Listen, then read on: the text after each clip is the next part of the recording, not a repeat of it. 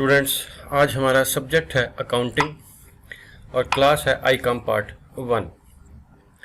आज हम Icom part 1 में फाइनल अकाउंट्स वाले चैप्टर पे बात कर रहे हैं कि इसमें कौन कौन से इम्पॉर्टेंट शॉर्ट क्वेश्चंस हो सकते हैं जो कि पेपर में आने के चांसेस हैं। आज इस सिलसिले का लेक्चर नंबर 1 है। आज हम इस चैप्टर के कुछ इम्पॉर्टेंट शॉर्ट क्वेश्चंस पे बात करेंगे। बाकी के जो क्वेश्चंस हैं वो इंशाल्लाह नेक्स्ट लेक्चर्स में आएंगे।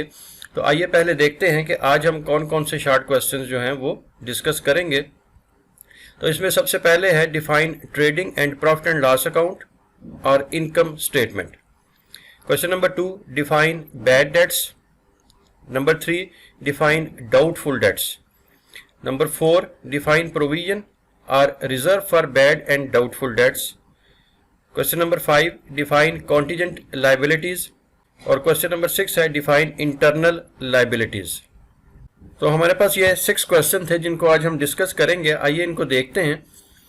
क्वेश्चन नंबर 1 है define trading and profit and loss account और income statement. Trading profit and loss account क्या होता है या इनकम स्टेटमेंट क्या है?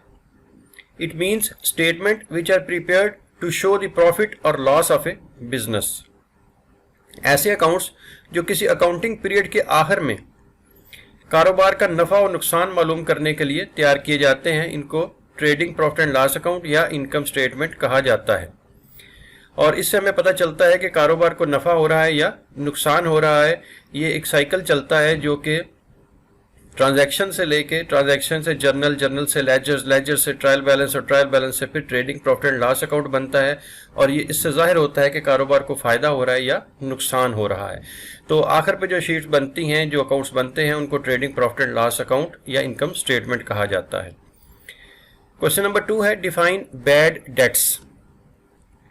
The amount which can not be recovered from debtors is called bad debts. ऐसी रकम जो डेटर्स से वसूल ना हो सके बैड डेट्स कहलाती है। डेटर्स वो लोग जिनको हमने कारोबार ने चीज़ें उधार फरोख्त की होती हैं, अब उनसे रकम वसूल करनी है, लेकिन अगर उनसे रकम वसूल ना हो सके, किसी भी वजह से वो रकम अदा नहीं कर सकते, तो इनको हम बैड डेट्स कहते हैं। क्वेश्चन नंबर 3 है define doubtful debts. The debts the recovery of which is uncertain are called doubtful debts. ऐसी रकूम जिनकी वसूली मशकूक हो डाउटफुल डेट्स कहलाती हैं। पीछे आपने देखा बैड डेट्स, ऐसे लोग जो डेफिनेट रकम अदा नहीं कर सकते, जिनका हमें पता होता है कि अब ये रकम अदा नहीं कर सकते, उनको हम बैड डेट्स कहते हैं। लेकिन कुछ ऐसे लोग होते हैं जिनके मतलब शक होता है कि पता नहीं ये रकम अदा कर सकेंगे या नहीं, या वो भी हमें वादे कर रहे हैं कि हम आपको रकम इतनी देर में या इतने अरसे में अदा कर देंगे, लेकिन उनसे रकम अदा नहीं हो पा रही। तो जिनके मतलब शक या शुबा होता है कि पता नहीं ये रकम अदा करेंगे या नहीं करेंगे, उनको हम डाउटफुल डेट्स कहते हैं। जब उनके मतलब कंफर्म हो जाता है कि ये रकम अदा नहीं कर सकते, फिर हम उनको बैड डेट्स कहते हैं। क्वेश्चन नंबर 4 है डिफाइन प्रोविजन और reserve for bad and doubtful dates. Provision which is maintained for doubtful debt in future is called provision for doubtful debts। मशकूक कर्जाजात की वजह से कारोबार को जिस कदर नुकसान होने का अंदेशा हो, उसके बराबर रकम इस साल के नफ़ा नुकसान में से अलहदा कर ली जाती है, और यूं इस नुकसान को वही साल बर्दाश्त करेगा जिसमें ये रकम उधार दी गई थी। इस रकम को प्रोविजन फॉर डाउटफुल डेट्स कहते हैं। जो हमारे पास डाउटफुल डेट्स होते हैं कि जिनके मुतल्लिक हमें शक या शुबा है कि ये शायद रकम अदा करें या ना करें। अब ये हो सकता है कि ये कुछ अरसे के बाद जब हमारा अकाउंटिंग पीरियड जो है वो एंड हो चुका हो और नया अकाउंटिंग पीरियड शुरू हो चुका हो, उस वक्त हमें पता चले कि ये लोग अब रकम अदा नहीं करेंगे, लेकिन उनके साथ जो लेन देन जो ट्रांजैक्शंस हुई थी वो तो पिछले साल में हुई थी। इसलिए जो है वो ज़रूरी है कि जिस साल में ट्रांजैक्शन हुई हैं उसी साल इनका नफ़ा या नुकसान जो है उसमें शो किया जाए।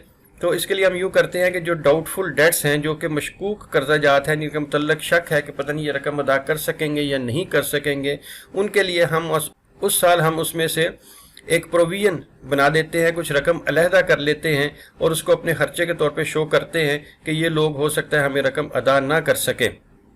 ये एक एडजस्टमेंट होती है जो कि प्रॉफिट एंड लॉस अकाउंट में शो की जाती है। तो इस रकम को प्रोविजन फॉर डाउटफुल डेट्स कहा जाता है। फिर 5वें नंबर पे आता है डिफाइन कॉन्टीजेंट लाइबिलिटीज। ये कौन सी लाइबिलिटीज हैं? Contingent liability is not a liability at present but may or may not become liability in future. It depends upon certain future events. ऐसी लाइबिलिटी जो किसी खास वाक़े के रूनुमा होने पर काबिल अदा हो कॉन्टीजेंट लाइबिलिटी कहलाती है। यानी कॉन्टीजेंट लाइबिलिटी ऐसी लाइबिलिटी है जो कि फिल वाक़े हकीकत में लाइबिलिटी नहीं है, अभी हुई नहीं है, लेकिन हो सकता है कि मुस्तकबिल में अगली किसी तारीख में वो हमारी लाइबिलिटी बन जाए, लेकिन ये भी चांस मौजूद है कि वो लाइबिलिटी ना बने। यानी हमें उसके मुतल्लिक़ शक है कि अगर ऐसा कोई वाक़या हो तो ये हमारी लाइबिलिटी बन सकती है, इसलिए ऐसी लाइबिलिटी को कॉन्टीजेंट लाइबिलिटी कहा जाता है और इसको बैलेंस शीट में शो भी नहीं किया जाता।